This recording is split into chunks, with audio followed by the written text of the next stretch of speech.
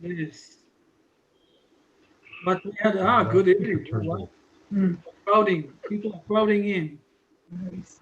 It's the Very morning. good. Yeah, I posted the link, Rabbi. I posted the link all over social media, so you might have some new guests. So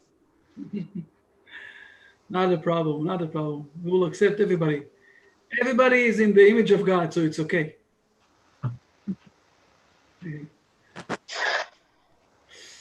Okay. Okay. Good evening, everybody. Good evening from Israel. By us, it's already 1 hour later than usual, and because we moved the clock. Good to see all of you. Good to see all the people who came here around, went inside. We're also broadcasting live on YouTube. I don't know how to do it also on the Facebook. So this is the price that we are paying, Dan, that you're not in your studio. Okay, this is from time to time. This is what's happening. Last time I asked you to look about on something, and we're going to dive inside very much to something that is in on Genesis, and will explain to us a lot of hard questions that we had. So if everything is okay, let's dive inside and let's start moving and let's start learning. Um, this is why we're here, no? This is why we're here. Um, where it is, where it is, where it is. We had, can you see the screen? yes, of course. Okay. We had, just that you will know, we had a lesson that people from Israel gave to other people from Israel, and they spoke with them, they taught them about this thing of the Noahide, because a lot of people in Israel don't know about this issue of the Noahide. So from one side, we are growing, the community are growing, more and more communities are joining this Noahide movement, more and more people are joining this movement. And on the other side, in Israel, a lot of people don't know even that we have this movement. So we are trying also to teach them or to explore in front of them that this is what we have. And it was a very good lesson. Now let's dive inside. We already in we in chapter 4. We almost finished chapter 4, and I want to teach you something. Last time we saw the we try to compare, okay, the names of this dynasty. This is how we say it, the dynasty of Seth from one side and Cain from the other side. While in Cain, always it's going down. Oh, they use the word no, to be From correct. the spiritual level. In the spiritual level of Cain is very downwards, but the spiritual level of Seth dynasty is very going up. But we saw a bit of compare the words and the names, and then we learned from Sarah about how to speak and how exactly to have the right speech when you're speaking with people. By the way, Sarah is going to give lessons every Wednesday night, and I sent the links, and we will send the links again, okay, on the social media and on the through the email. But let's go for a moment to us, and let's learn in a moment in the what is happening in the third generation. So the first generation is Adam and Eve, okay? And this is what we know in the first. Dan, can you read? You have. Of course, I can read. Yeah, I'm not broadcasting. That's all. Not a problem at all. So please read verses 1 and 2. One. This is the narrative of the generations of man. On the day that God created man, in the likeness of God, he created him. Male and female, he created them, and he blessed them, and he named them man, Adam, on the day they were created. So we're speaking about that they are in the likeness of God. Okay, you can't be in the likeness of God and to say that God does not exist. It's not working together. If God created you, you are in the likeness of God. So you believe in God. You can't have any doubts. Okay. What's happening in the next generation? The next generation is also very important. Please read verse number 3. And Adam lived 130 years, and he begot in his likeness after his image, and he named him Seth. So we're speaking about someone that is also with the likeness of the image of Adam and Eve. So he have also some sort of a likeness with God. Seth. And then let's go to the third generation. What's happening in the third generation? Okay, please read verse number 6. And Seth lived 105 years, and he begot Enosh. Okay, Enosh. And now we need to see, I think Rashi is saying this. If not, I will say it by heart. Just a moment. Preachers, I just watched it. Yeah, it's okay to close the microphone. Okay, Rashi is not mentioning this, so I'll play this by heart. The word Enosh in Hebrew means that I'm forgetting.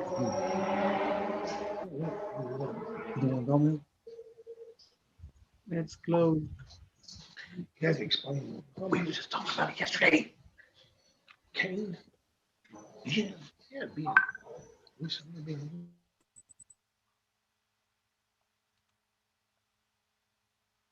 Okay, can you hear me? Everybody Yes, sir, I can hear you. Okay, excellent, excellent. I'm sorry, someone there a bit interfered. Background noise. Enosh, the word Enosh is that I'm forgetting things. Enosh is also forgetting. And what happened in the third generation, that people started to forget God. Now, this is what I ask you, all of you, to look inside, because this is something that is related also to the Noahide people. It's not only for the Hebrew people. We know that the Noahites have 7 main laws, that they have more, it's like the main foundations, but they are more than that. Or they are hiding inside much more laws of those 7 laws. And one of them is not to do idolatry. So let's learn for a moment what exactly happened in the generation of Enosh, okay, what we call Enosh. So to say that, this is a very unique, very, very, very unique Commentary. of the Rambam, okay, that he wrote down. And why I'm saying it's unique, because he's going to tell us a story. This is what I asked you to read. He's going to tell us a story. Now, the Maimonides, he wrote down a book with 1,000 chapters. All of those chapters are only what you're allowed to do and what you're not allowed to do. What you're allowed to do and what you're not allowed to do. From here and there, he sneaked 1 sentence, 2 sentences that, a bit of a mindfulness of things, okay? Not only what you're allowed or not allowed, but also a bit more than that.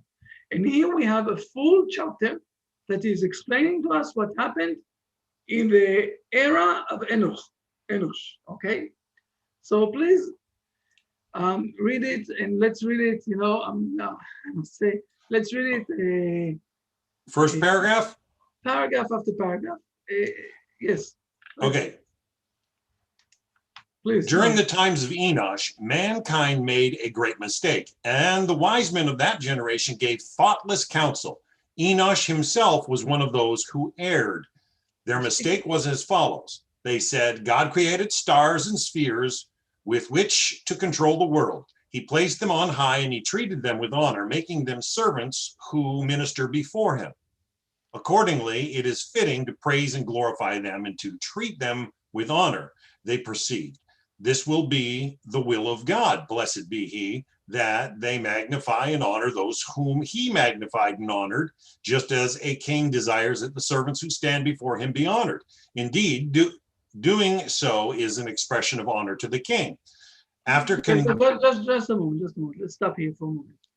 A few points that we must understand, okay?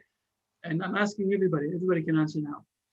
Are we speaking about fool people or about smart people? What is written down? Things we don't need to guess. Just read down what's written down. Okay.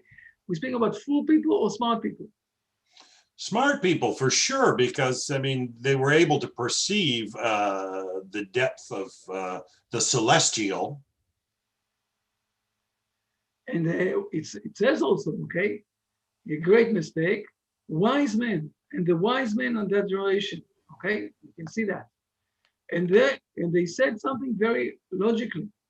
Look for a moment, okay, in the era when you don't have all the facility, even today that we have all the facilities and all the science. If we are asking ourselves, for example, the sun that is rising up every morning from the east and going down in the west, okay? The sun is giving us a photosynthesis. The sun is giving us light. The sun is giving us life. The sun is giving us a lot of things. And the logic understanding of those people, they didn't say, let's wipe off God. Let's not speak about God. He is not existing. The main thing that they said if God gave the sun so much power in this world, therefore, absolutely, it's reasonable that God wants us to servant Him. Also, not less than we servant the others. This was their mistake. This was the beginning of idolatry. Okay. Now it's interesting to understand. Not everybody accept or agree with what the Maimonides is saying here, but it's so clear here. So I brought this understanding, and this is also related to what the Maimonides understand, that we need to know or to acknowledge who is God and what He's doing for us. But I must say that my father here, he's sitting here, my father and mother, he showed me something that my great-grandfather wrote down, okay? Some sort of an analogy. Let's say, for example, that in the tribes in the Amazonas, for example, in the Amazonas, where there are tribes of people who never saw anything from the modern world. And somehow, some people brought their, what we call the train, okay, the train. Now they have also stopped there, and they did all the railway to there, and one day, suddenly, the train is coming there. And the train have a lot of noise, and the pump, with everything is going up there from the steaming is going out from the pump there, and the train is coming and stopping because they have a stop there for the train, and everybody is looking. Then they're saying to themselves, "What is this thing? We never saw something like that." And they hear that it's doing a really big horn, woo, woo. So they're very afraid. They're bounding, and then the train is leaving the train station. So they're saying to themselves, fair enough. So from now on, we understand that this train, what we need to do is to bound, and the train is leaving. This is the way that we are worshiping this train. Now, they are not stupid people, but this is the environment that they see. Here we're speaking even more than that. Those are very clever people, and they said something very simple. They said, if God gave this sun, this moon, those other competence here in this world, such a high level of things that they are doing in this world, so God wants us to serve Him also, but they never forgot God yet. Okay, they're only in the beginning. So now let's continue on to the next step, please. After conceiving this notion, they began to construct temples to the stars and offer sacrifices to them.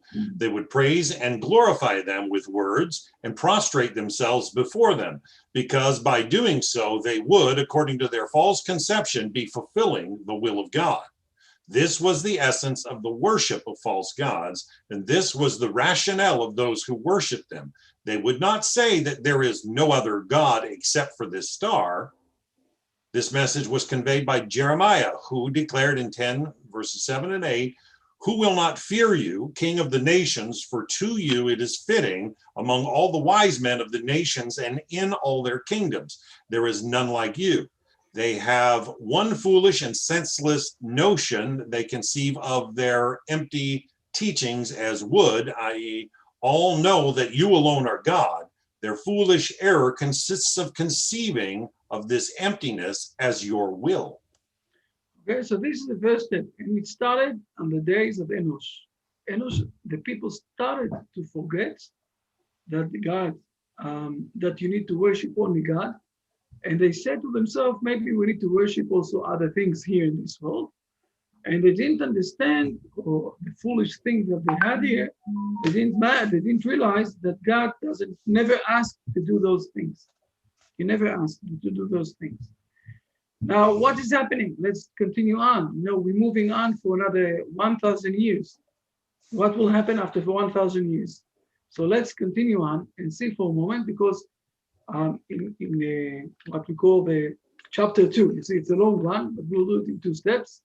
And we will see that it's going on to be even a bit harder than that. So please, Dan.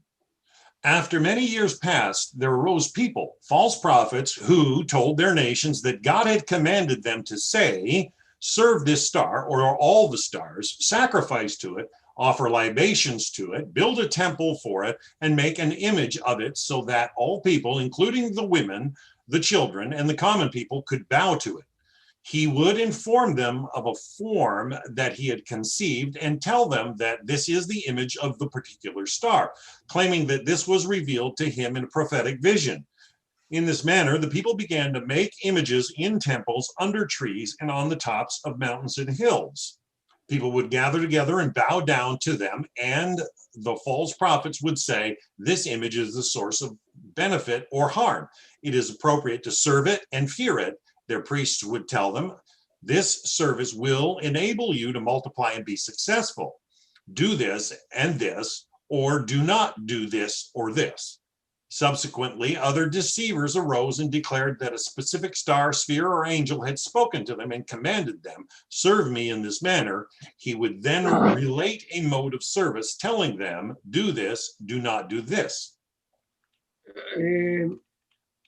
Let's continue on. Okay, let's finish this, and then I will say a few words. Thus, these practices spread throughout the world. People would serve images with strange practices, one more distorted than the other, offer sacrifices to them, and bow down to them. As the years passed, God's glorious and awesome name was forgotten by the entire population. It was no longer part of their speech or thought, and they no longer knew him. Thus, all the common people, the women and the children, would know only the image of wood or stone and the temples of stone to which they were trained from their childhood to bow down and serve, and in whose name they swore. The wise men among them would think that there is no God other than the stars and spheres, for whose sake and in the resemblance of which they had made these images. The eternal rock was not recognized or known by anyone in the world, with the exception of a few individuals. For example, Hanok, Methuselah, Noach, Shem, and Eber. The world continued in this fashion until the pillar of the world, the patriarch Abraham, was born.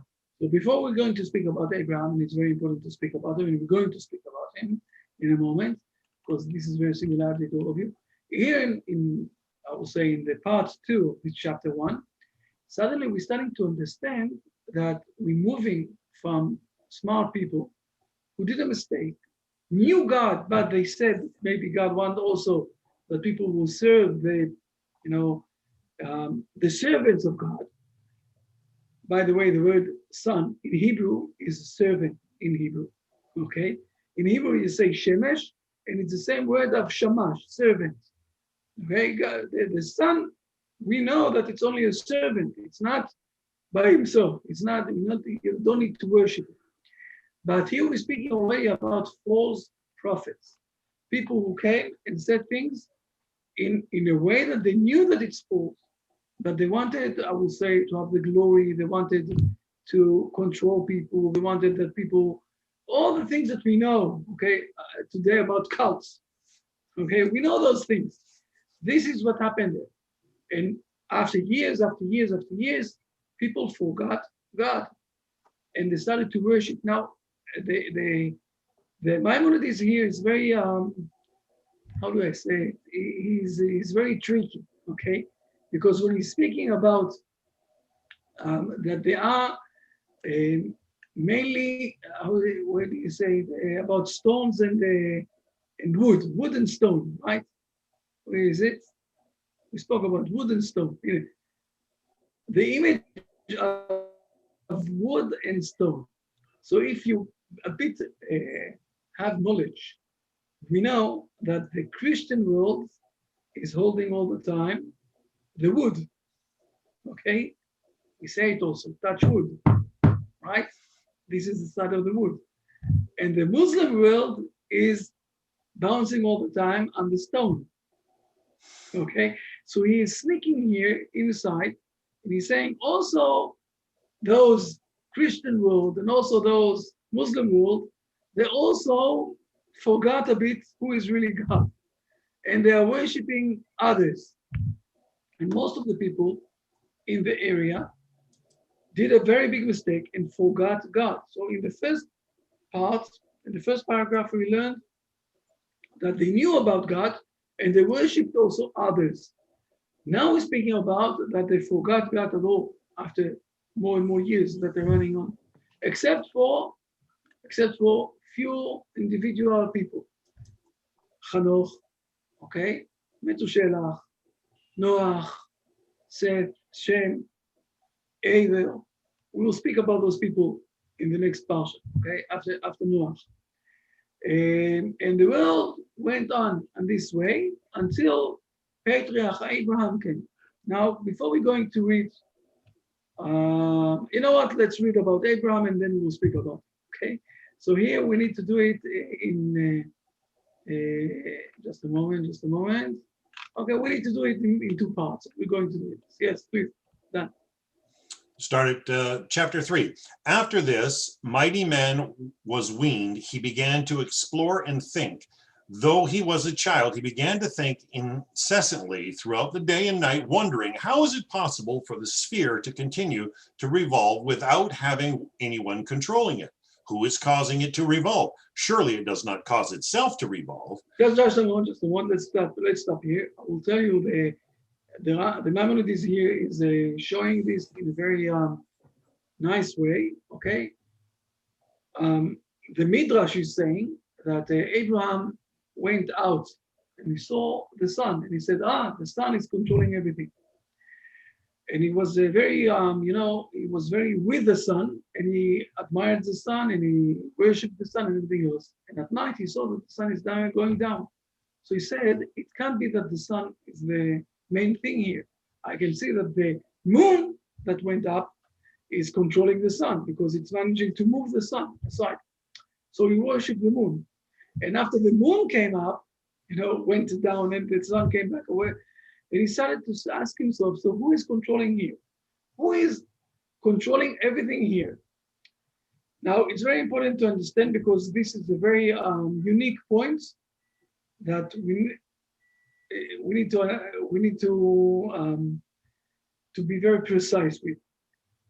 Man can't answer this answer for himself. Who is God? Who is controlling this world? Man is living in this world.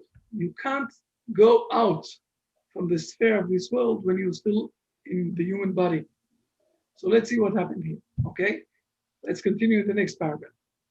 He had no teacher, nor was there anyone to inform him. Rather, he was mired in Ur-Kasdim among the foolish idolaters. His father, mother, and all the people around him were idol worshippers, and he worshipped with them. However, his heart was exploring and gaining understanding. Ultimately, he appreciated the way of truth and understood the path of righteousness through his accurate comprehension. He realized that there was one God who controlled the sphere, that he created everything, and that there is no other God among all the other entities. He knew that the entire world was making a mistake. What caused them to err was their service of the stars and images, which made them lose awareness of the truth. Now, what the Maimonides here is not saying, okay, in the Hebrew tradition, we say that suddenly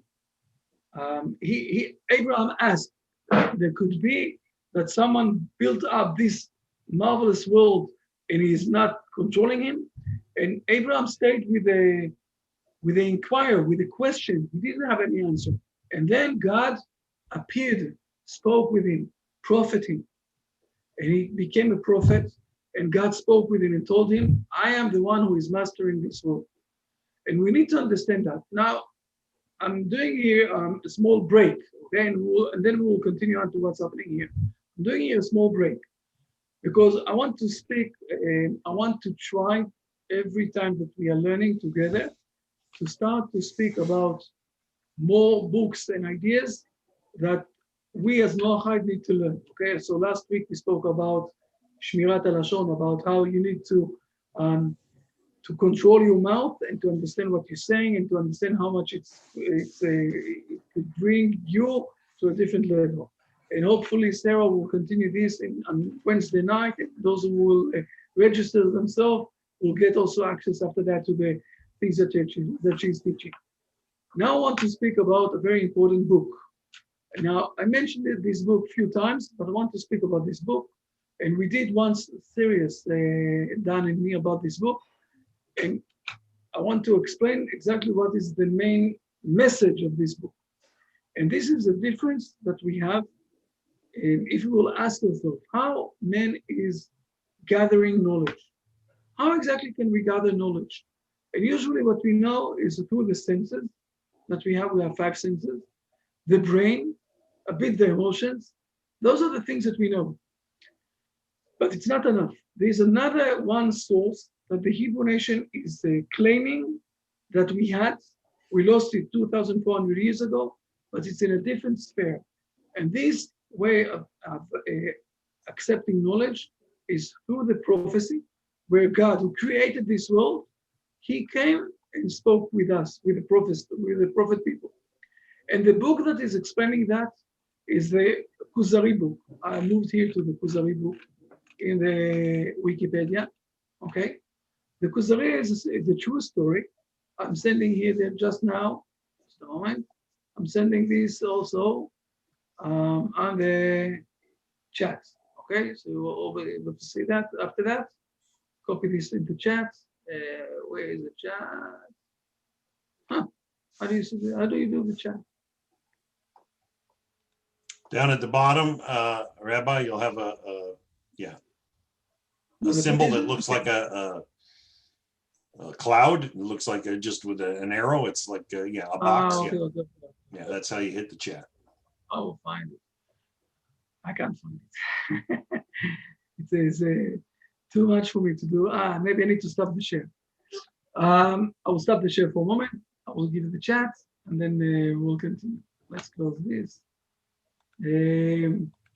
Okay, the Kuzari is a true story. Okay, it happened 1,400 years ago. Here's now you have also the connection.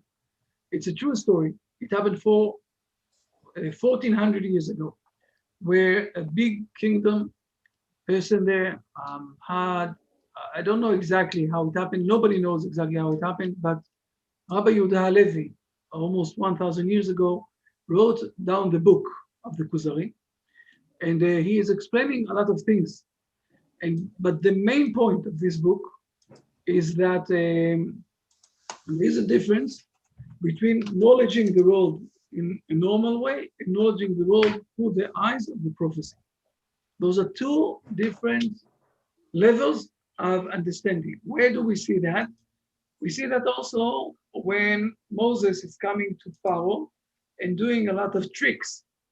And also the servant of Pharaoh is managing to do those tricks until they're coming to the 3rd thing, where the servant of Pharaoh is saying to Pharaoh, this is something that is related to God. We don't know, it's not in our level. And this is mainly what the Kuzari is explaining. Now it's an excellent book. You can find this book here. This is in English, okay? I'm sending you now. I think this is in English. Okay, you can find this book also. Here it is. Sorry. Here it is. You can find this book in English. I'm sending you also a free link for that. Okay, here is the free link of the English.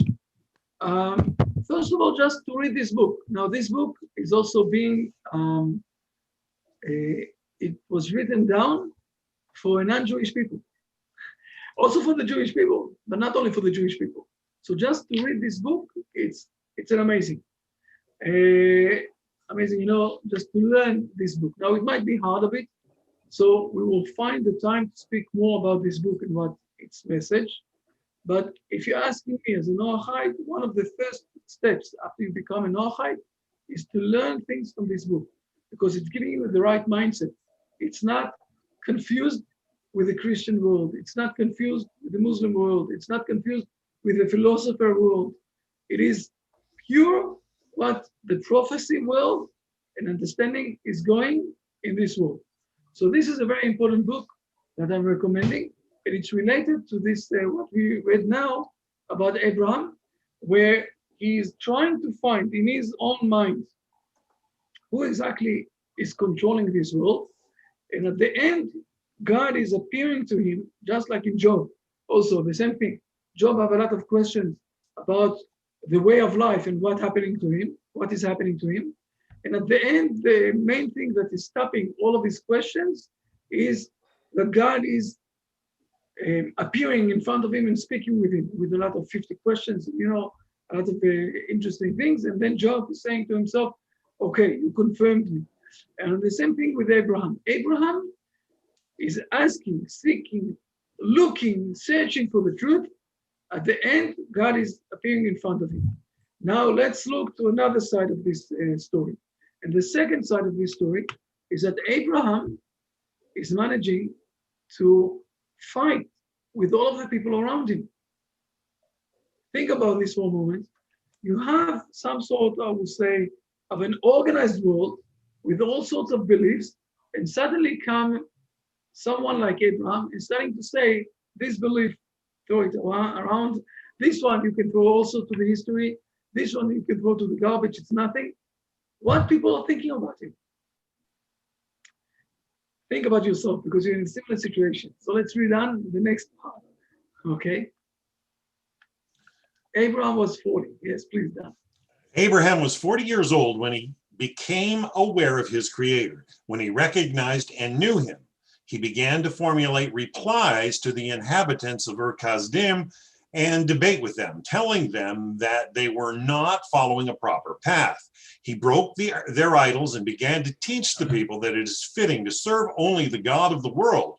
To him alone is it fitting to bow down, sacrifice, and offer libations, so that the people of future generations would recognize him.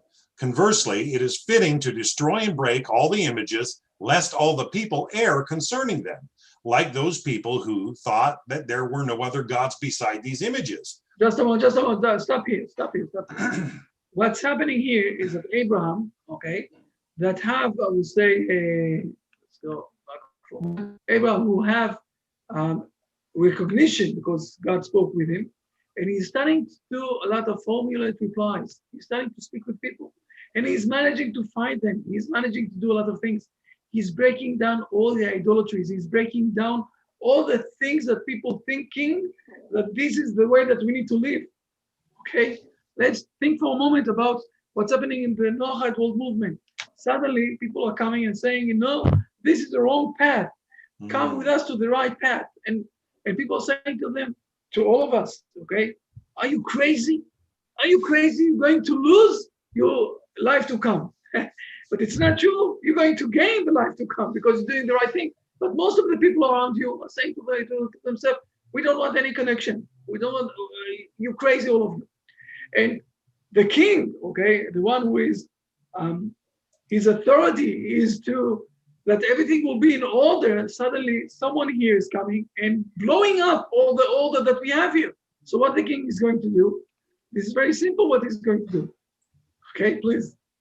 Now we hear, okay, when he overcame them through the strength of his arguments, the king desired to kill him. He was saved through yes, sorry. He was saved through a miracle and left for Haran. There he began to call in a loud voice to all people and inform them that there is one God in the entire world and it is proper to serve him. He would go out and call to the people, gathering them in the city after city and country after country until he came to the land of Canaan, proclaiming God's existence the entire time. As Genesis 21:33 states, and he called there in the name of the Lord, the eternal God. When the people would gather around him and ask him about his statements, he would explain them to each one of them according to their understanding until they turned to the path of truth. Ultimately, thousands and myriads gathered around him. These are the men of the house of Abraham. Okay, here it is. Please continue another paragraph and then I'll speak. He planted. Oh, he planted in their hearts this great fundamental principle, composed texts about it, and taught it to Isaac, his son. Isaac also taught others and turned their hearts to God. He also taught Jacob and appointed him as a teacher. So we're speaking here about a situation where someone here, Abraham, is starting to teach the world in a different way. He managed to recognize and to have connection with God, the Almighty. He wasn't confused. And the first thing that happened is that the king wanted to kill him.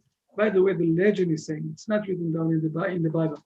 The legend is saying that the king brought him in front of him and he said to him, I believe that the fire is the most important thing in this world. So Abraham said to him, but you can shut down the fire with the water.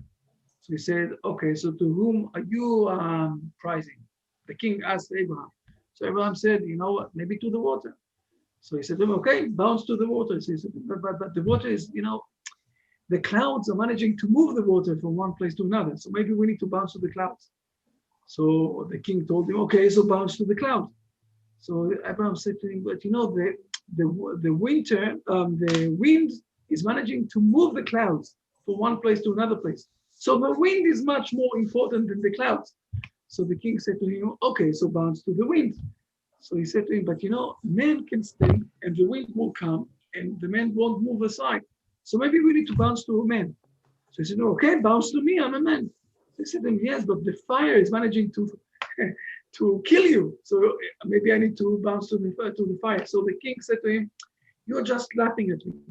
You're not serious. So I will throw you to the fire and your God let him come to save you.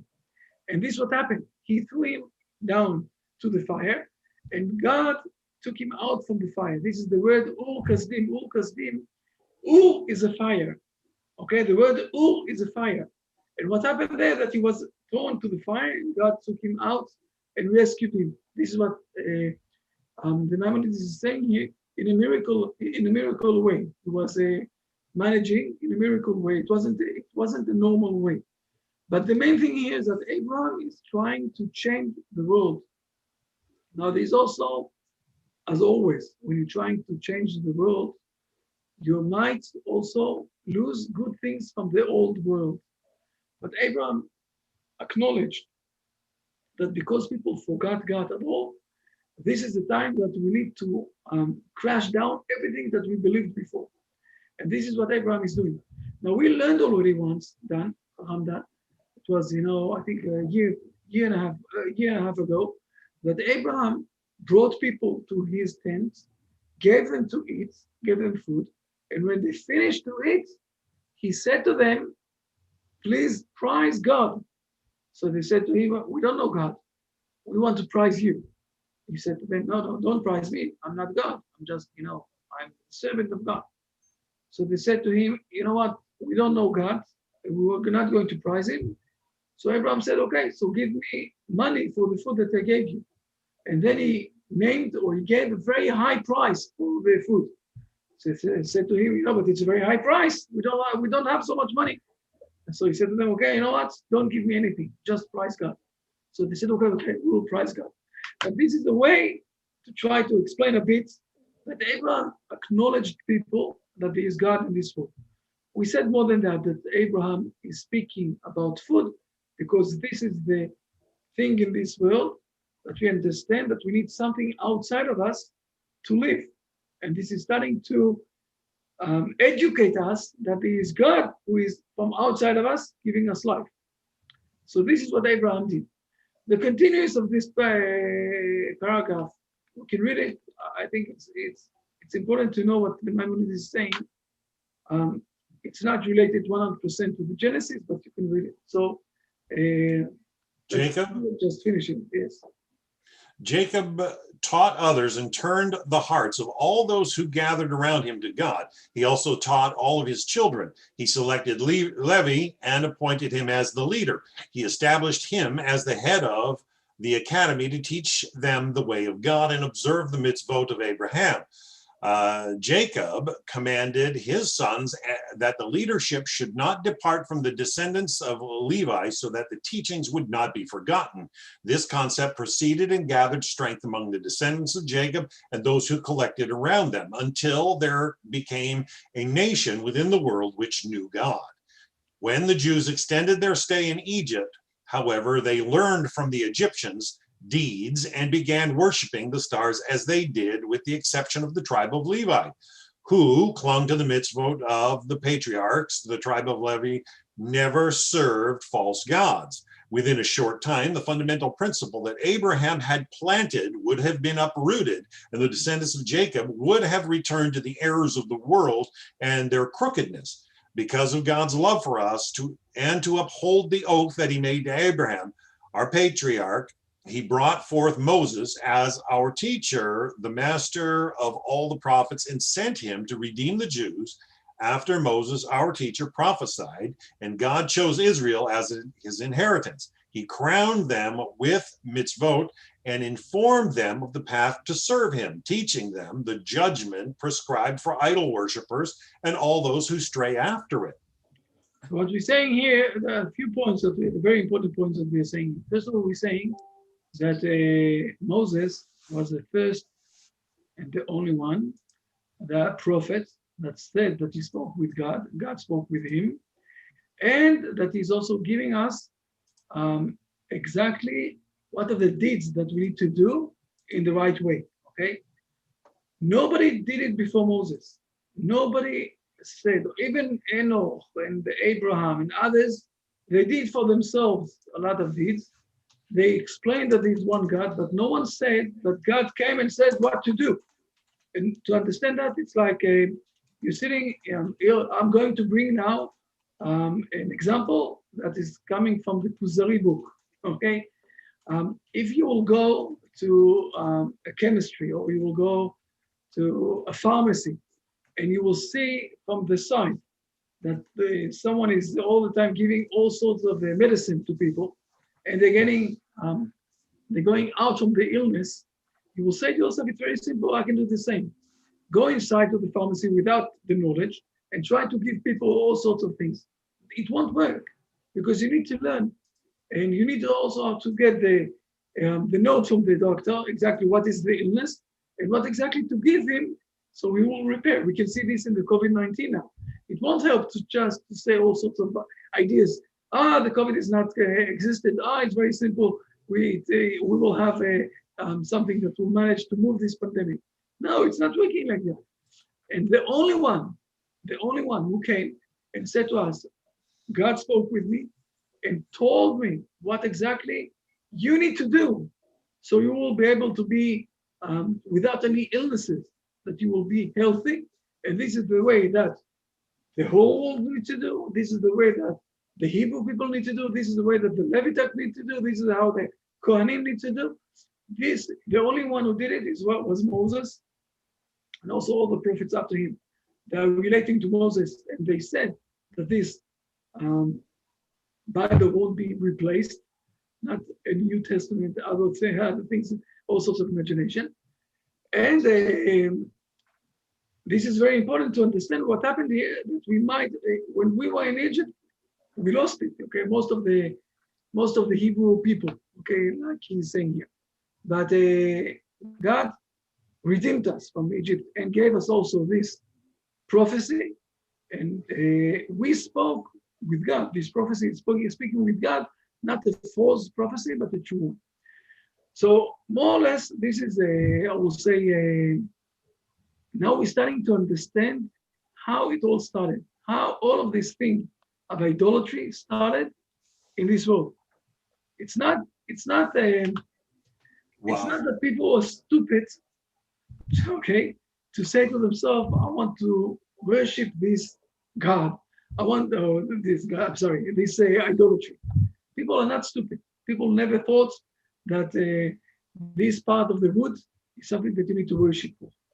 But people said to themselves, because they had a lot of knowledge, and don't forget that the old Egyptian people in this world gave us the foundation of how to build buildings and how to look at the stars. And till today, we are using this knowledge. And also the Babylon people gave us a lot of things. The old cultures are very, very strong cultures with smart people. But they really thought that God, in the beginning, that God asked them to worship the main structural things that they in this world. And after a few generations, they also forgot the first God. And this is where the Hebrew nation is coming to bring back this forgiveness of God to the world. Now, just like Abraham, who had a lot of courage to say that this is the time that we need to be open and to understand that there are a lot of wrong things that we are doing, and therefore we need to do the right things. And the same level we are, all of us here in this room now, but not only us, also all the Noahide that we have today in the world, we are in the situation where we are in the step that we supposed to say also loud and clear. We came to another era. The Hebrew people came back to their homeland. Therefore, we need to acknowledge that maybe they're reading right the Bible. And as they said all the time, that they will return back to their homeland and nobody replaced them like other people think. And let's bring back the prophecy where they're coming back. And let's live in harmony, just like they're saying that we can. Those are the things that it might be a bit hard for some of the people, but this is the right way. This is the next step that we need to do. Questions? You want to ask something? You want to say, I don't know. Rabbi, I am just amazed that one thing I've learned is the way the Hebrew people, as you've read it today, they look for, and you read it today in the story of Abraham, the way they cling to intellectual virtue. It has to be virtuous. And, I try to look at academia today in its shortfalls. And I know that humanity's always growing. I like how today's lesson where you spoke about Enosh and how the passage of time degraded. When they went on the wrong path, when they erred, over a period of time, if you err, that error is going to magnify.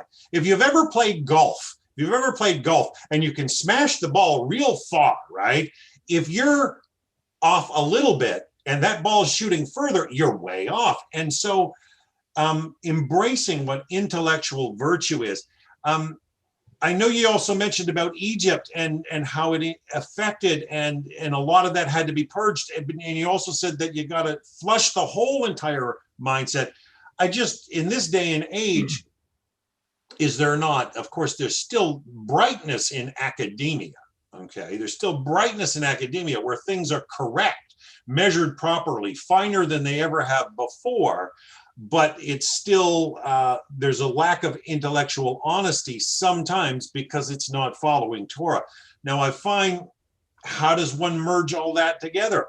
I'm looking forward to sharing information about the flip, because I find the Torah is 100% correct. Of course it's 100% correct.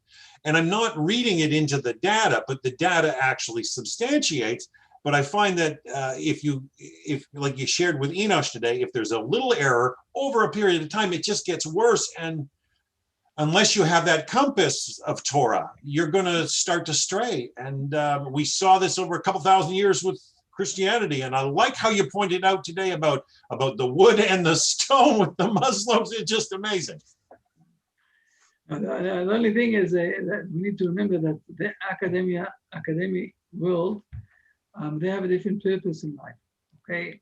And they are searching what's happening in this world, but they don't have any responsibility on the ethics of this world. And the most biggest problem that could be is when they're trying to take their way of thought and to force it. And to force this way of thought with the side of how to behave, how to act. This is where things are starting to get complicated and mismatched, and with a lot of confusion, because the academic world is a very good world, but it's supposed to search what's happening in this world in an exact way, and we never have any conflict with this thing. But if they will try to also to explain how to behave morally, this is where they're losing it, because the world of the Torah is trying. This is the purpose of the Torah, the Bible, okay, where God spoke with us and gave us, I will say, the way how to put the values in the right way and how to behave in the proper way. And if we're starting to do a mismatch between those things, this is where we're starting to lose it. And I think this is the main thing. This is the main point. Hello, Rabbi. Yes. Yeah, I got a couple of things here. A statement before and a question. So we learned that in the time of Enosh, when they started to err, that they forgot the name of God. And that's where the problem began, right? They forgot. And then we're taught later on to teach our young in the way they shall go, they will never turn from it. Well, when you read this and you find it in the Torah, that the name of Hashem is written 6,728 times throughout as we read it. When you ask other non-believers, people that aren't in the Jewish community, do you know who you are worshiping, the name of your God? And they say God, or they give you the name Jesus. They don't know the name out there. They've never been taught the Tetragrammaton. They've never been taught the name of kindness, the name of Gevurah. They don't know these things. So without knowing them, how can they follow them correctly? Because the title God has been given to a lot of Greek mythology and Roman mythology. And so a lot of people are just misled and don't understand that the one true God has a name. And it's not God. It is a name that has the power. So when they burned the rabbi in the Torah scroll and took the name from being pronounced and gave us the sign language for it, we out here haven't been truly taught. Only those of us that actually went deep into the word know the actual names and the pronunciations for the prayers and stuff. And we don't say them out here because of the reverence. But if we don't know the name, how do we stand with it? Anyway, that's my question for the folks out here in the world. What do we do to bring them there? No. First of all, you have a very good question. I want to say that you imitate Moses. Okay, let me share with you the screen for a moment. Yeah. Moses also said the same question. Okay, he said like that.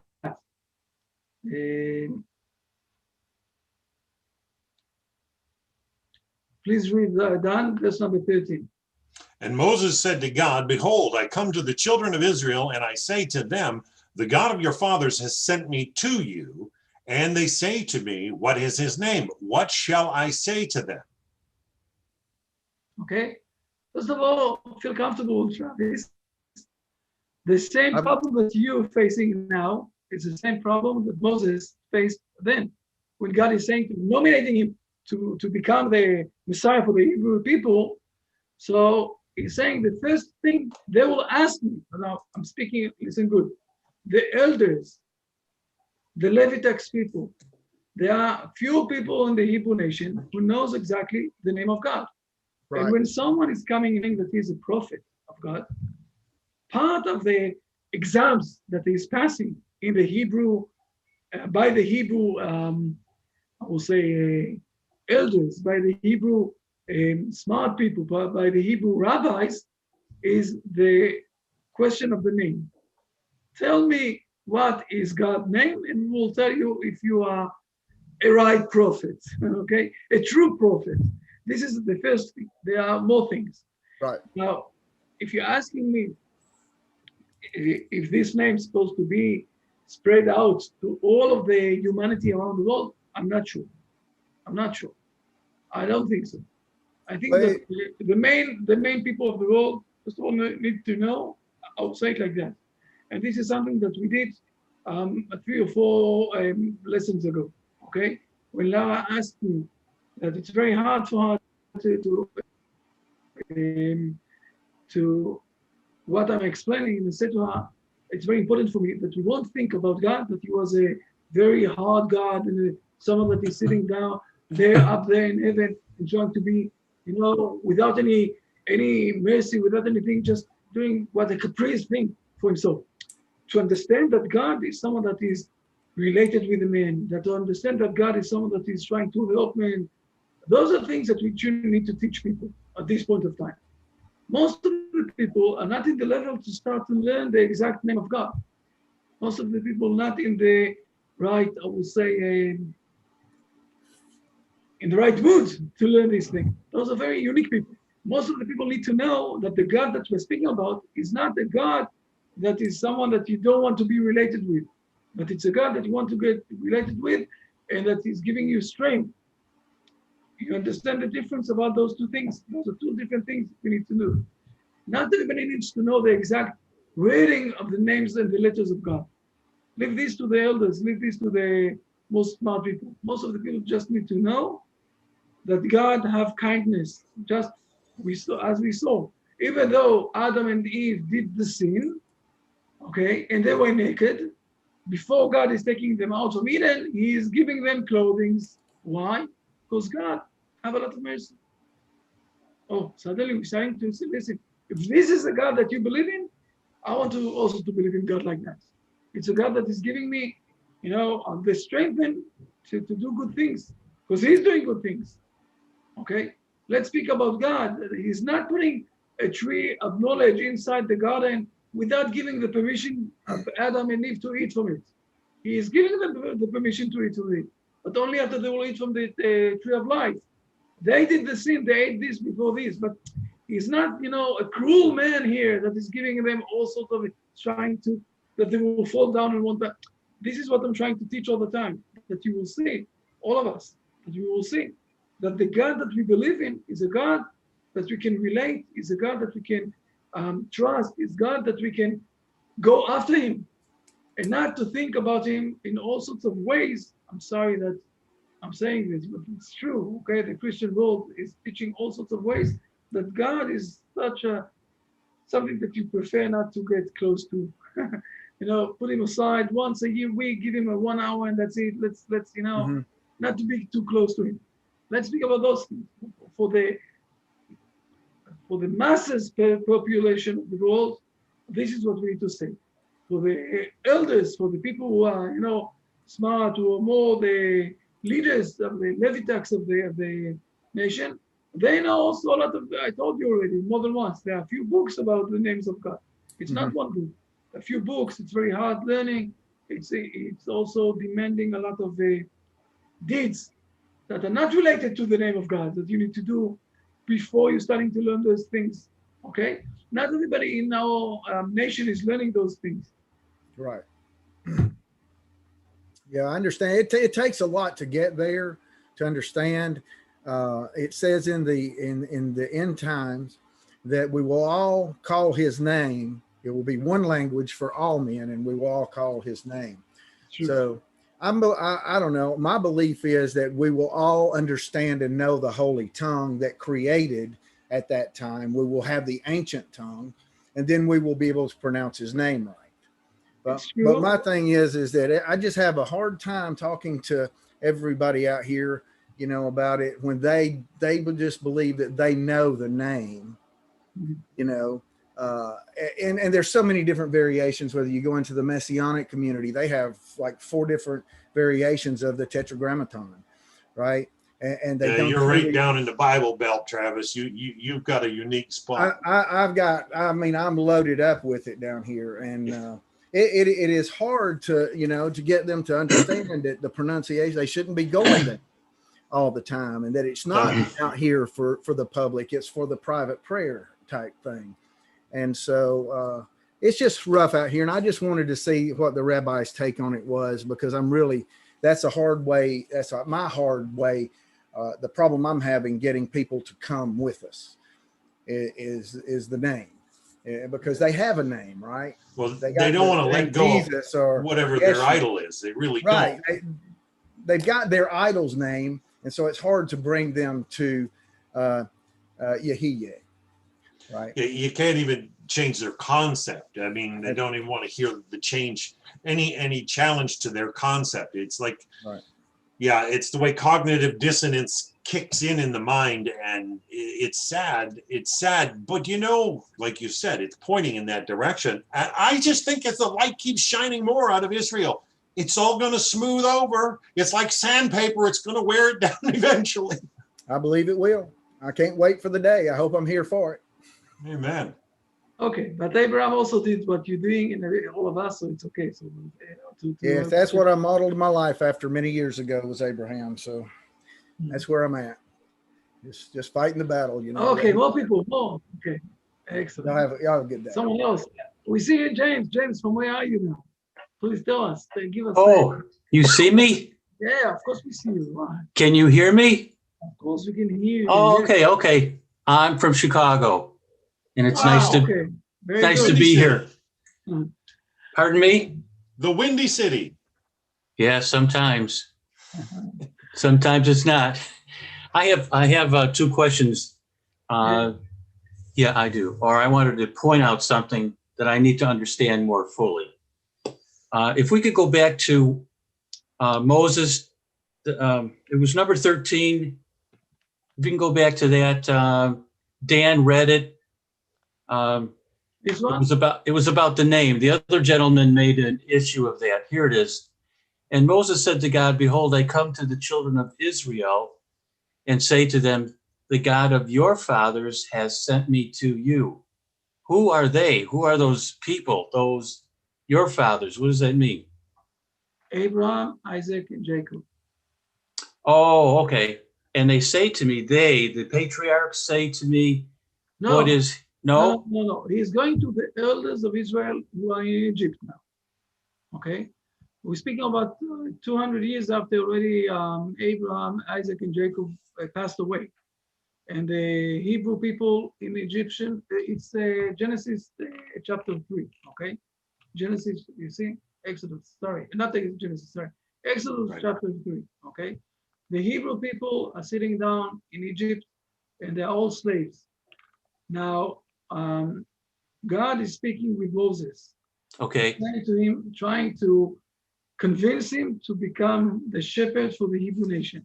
And Moses Okay. trying to not to accept this mission. He's saying to him, God, it's too much for me. I don't know how to do this. And he's starting to find a lot of excuses. One of the first excuse is that he's saying to him, I will come to the eldest people of Israel, and I will tell them that the God of the fathers, Abraham, Isaac, and Jacob, said to me to take you out from Egypt. So the first question that they will ask me is, what is his name? But God is not, he's not afraid from that because he has his name. So he's answering in verse number 14. God said to Moses, Eheyeh asher eheyeh. This is the name of God, but he didn't want, Travis didn't want to go inside too much, okay? And he said, so you shall say to the children of Israel, Eheyeh, I will be, has sent you to me, send me to you. And this is what's happening. The first thing that the elders of the Hebrew nation, okay, are asking Moses is, what is his name? There are a few tests. When someone is saying that he is a prophet, there are a few tests that the elders of Israel are doing to those people who say that they are prophets. Okay? One of the tests is, what is his name? But it's not the only test, there are a few tests. But the elders, the smart people, the rabbis of Israel, they have a series of tests.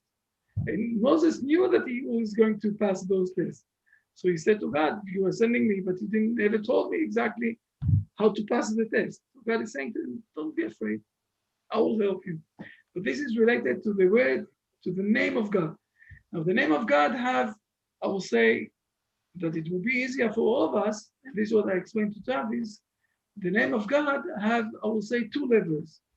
One level is exactly how to pronounce it, okay? The other level is not only how to pronounce it, but also what is the meaning of this, okay? When we're speaking about God, the God of the Hebrew nation is God that giving life, that is giving life.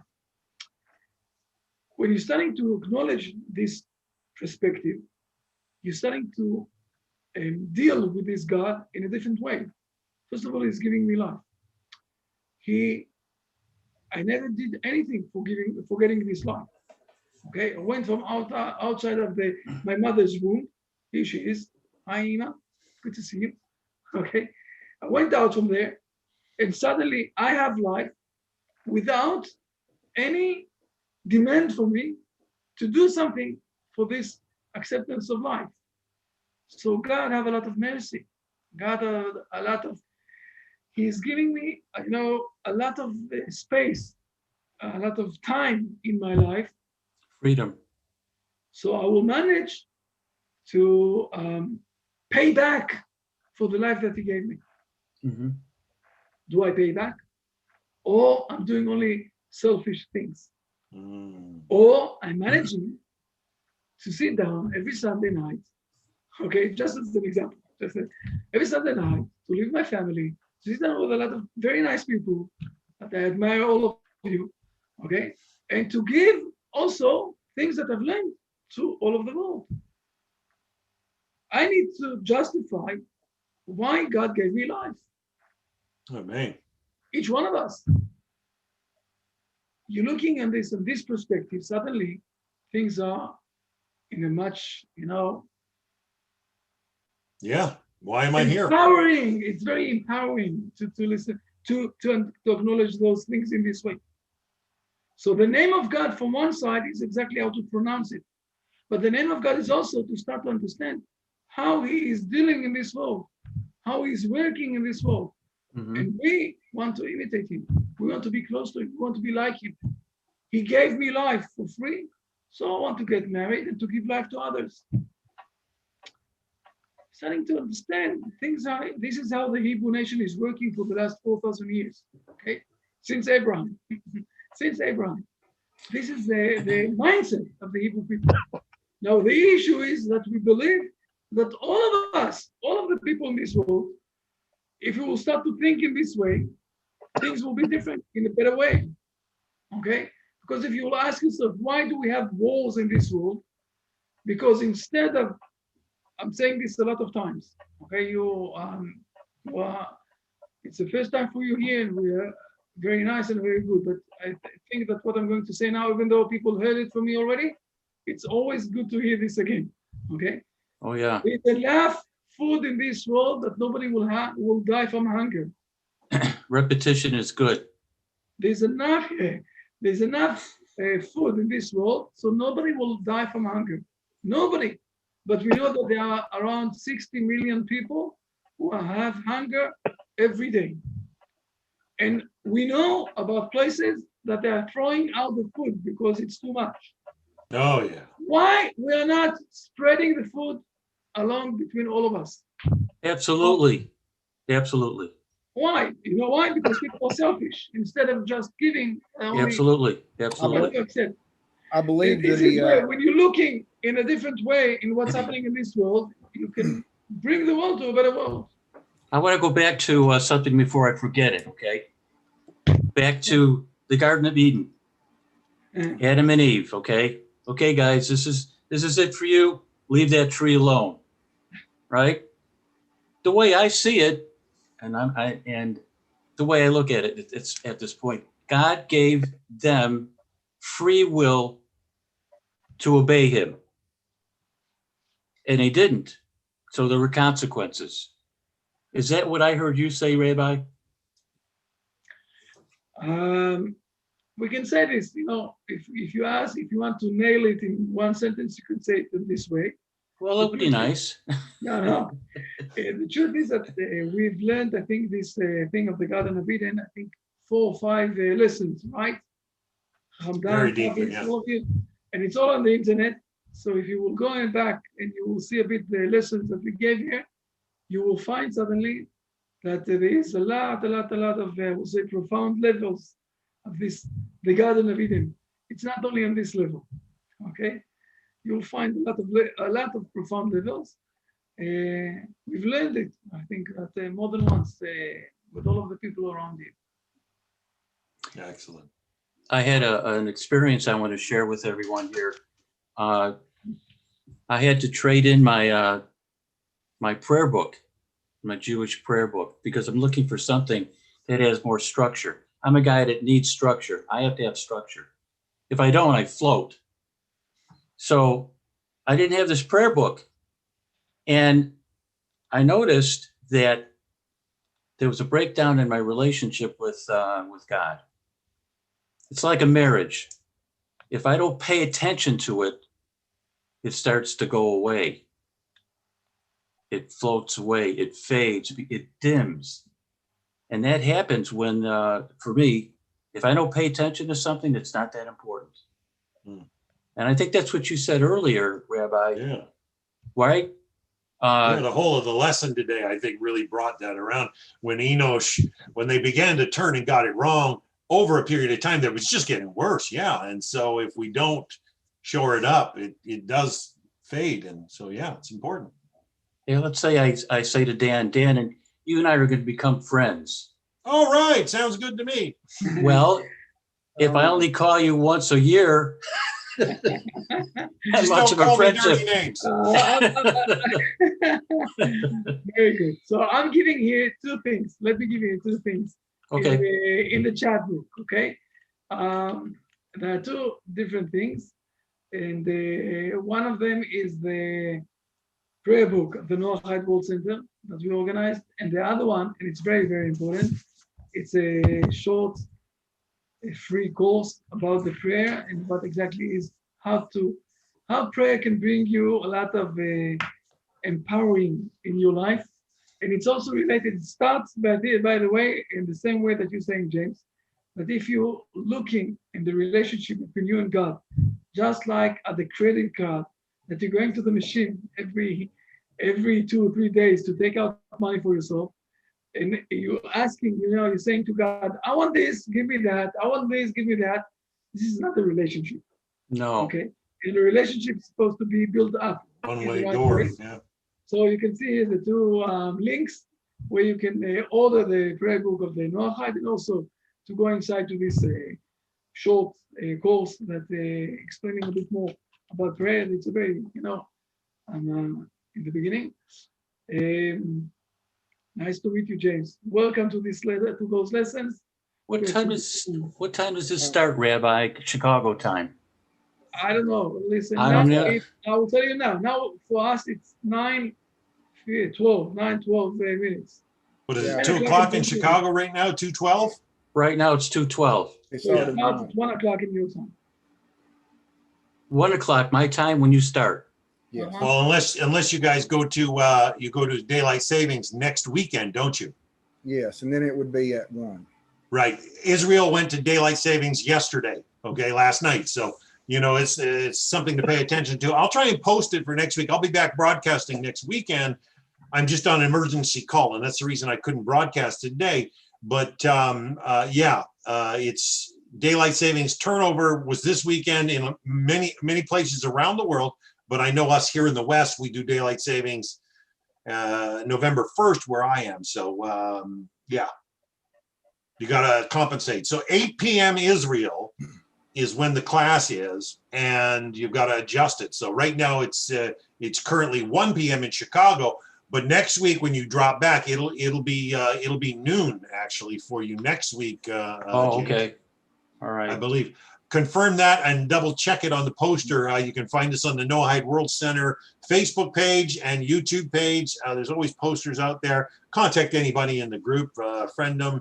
Always good to make connections, meet new people, And it's just been a joy for me these last few years to watch this group grow, to learn from Rabbi Chaim, to even meet his parents here have been joining us the last little while, last year or so. It's just a joy to actually get to the root of the matter and what the truth of Torah really says, instead of what others have told us. And I think that was in today's lesson, where Rabbi was sharing that when they started to stray, they started to develop temples and prophets to tell people to do this, and it just got worse. And so we need to replug into the source of what it really says. And I think Rabbi Chaim, to me, I call him my rabbi. He's just been awesome with me, and it's a joy to hear Torah the way I understand it when he shares it. And so it's just been fulfilling. Hello, So Rabbi. I'm sorry I got disconnected for 2 minutes. Okay. Yeah. It's very important for me also just to say that we have here also Israel, we have Harish. They are from India. Beautiful. It's very late at night, I know. But they're also from 2 different parts of India, okay, with the difference of something like 14 or 15 hours drive on the train from one side to another. It's like in Big Canada, country. from one place to another side. I see we've got Linda Allen with us today as well. Of course, Harish, I'm not familiar with Harish. Of course, we still got our usual crowd. Miguel Bueno, I'm not sure where Miguel is from. And of course, Raquel Naranjo, and I don't know who Kieran is. So it's nice to see new faces, new people come out. Plus, there's many others that haven't made it today. And we usually, the last few weeks, we've been getting nearly a couple hundred views live, so it's cool. Wow. Okay, We're growing. Rabbi, last questions. Yes, I have another. Rabbi, may I? Yes, Harish, hi. Yeah, hi. Harish, from I- Mumbai. What is the time Yes. by you now? It's 12:46 in the night. Okay. Monday. Yeah, Monday morning. Wow. Okay. Nice to meet so, you, Hirsch. Same here, Dan. I've been hearing you since last week only. It's just been like the second time I see you. I probably thought you won't be joining today since you mentioned about the call thing in the last meeting. Yeah, I'm on Yeah. emergency call. So if I Uh-huh. get a call and I have to leave, Uh-huh. the rabbi said it's best that I not host it if I have to leave, and I would never want to interrupt the broadcast stream. So I just let Rabbi do it himself. I'll be back next week though, and I may have to do this once a month. It's a shame, but it's also Hashem's provision and opening opportunities in my local community. And so we got to bring this all together and work it out ourselves in our own communities. But yeah, nice to see you and meet you. And what's your question for the rabbi? Yeah, it's the same question. I'm afraid, but then we just said that repetition is good. So I just wanted to ask about the name of God. Like since I am again new to Noahidism, but I've been studying about Judaism since some time. I've been saying this all the time, again and again. The question is now when I'm supposed to tell somebody what God I believe in, and when they ask me the name, I have this weird look on my face thinking, now what should I reply? I can't just say Hashem because I'll be lying actually, because Hashem would just mean the name, and which they won't know. They would just think that Hashem is actually a name. Right. But then I was thinking, since I don't know where I read it, but I read there are like some 7 names which we generally use for God. I think they are attributes, and one of them starts with Sheen. Now I don't know whether I'm allowed to say even that name. Generally on a mezuzot we have the Sheen written. I think it represents one of the names. So if I get into a conversation where I'm supposed to tell the name of God, what do I say? I like to tell them myself, the one God who owns everything, all existence. He knows everything about every detail of all existence in the entire universe, each and every little variable of all existence over all time, all at once and forever. He is Hashem. And if you let the rabbi explain it, he'll start to show you, science teaches a Big Bang, right? That a Big Bang created the universe. The way the rabbis teach it is No, Hashem allowed an expanse to exist that so that anything that could be ever named apart from Hashem would have a space to exist. And it goes all the way back. I'm sure Rabbi Goldberg can say it better. No, first of all, you're saying it very good. And my question is, Harish, why is it so important to say a specific name? This is something that I'm not familiar with. Okay, I never stood in front of someone that insisted with me that I need to say the name of God and the exact name. I'm saying that God that we believe in is the one God who is giving life, and everything that Dan said, and that he have also names, and it's forbidden for us to say his name outside the Temple Mount. Okay, and this is why I don't want to say his specific name. It is interesting. I think that this way also is something that giving a lot of honor to God. Exactly. I mean, I don't know whether you're familiar with Rabbi Tovia Singer. I know him. Once, yeah. I saw one of his videos where this question came up when somebody asked about the name of God, and he said, like, sorry, for some the argument would be convincing, like, we don't call our father by his name, like we're talking to him and we don't name him generally, otherwise it's very insulting for him. So same way we don't name God. So when talking directly to God, it's understandable that okay, we would not take his name. But I just got into thinking, if I'm telling somebody who my father is, I'll have to name him. Like I mean, I don't know, but since Indian culture is a bit different than Western world, and in my culture, I mean specifically from the state which I am, since India is a very big country and every state will have its own culture and stuff. Over here, there's also a proverb or saying, I don't know what it's called in English, where we have this thing where people say, okay, show me your father, or perform his last rites or funeral. So it's like something people say. It's a thing which is used generally. So over here, considering God, like people would be a bit stubborn out here. If I tell them that I cannot name him, they'll be like, okay, then he doesn't exist. So that was the only reason I asked the question. I know he exists and he doesn't need somebody's approval Beyond our to, comprehension, beyond our comprehension past a certain stage. I mean, we have to have a degree of humility. It's amazing also to see the differences of the cultures around the world. Okay, there's a difference of different cultures and other cultures. Let me listen. I don't want to answer. I'll say like I don't want to answer from my brain now. Okay, what is that? I want to consult a bit also with Rabbi Sherky. Okay, the head of the Noahad World Center, and let me consult it a bit. Next week I'm going to give an answer. Hopefully. Okay, cool. Thanks, Rabbi. Okay, people. Excellent to see you all again.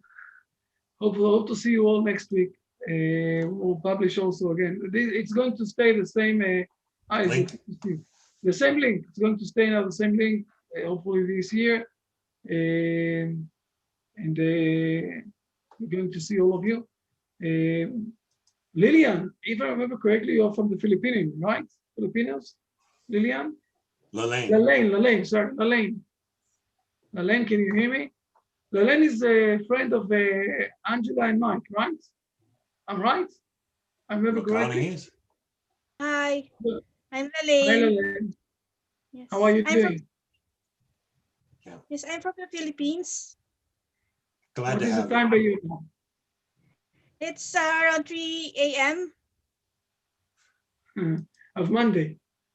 Yes. Yes, Monday, 3 a.m. And you are also a related or friend of Angela and Mike from England, right? Yes, Frank Morris. Yes. Hi, and Angela. Hi. Your friend. Yes. Fair enough. Okay. Good to see you all.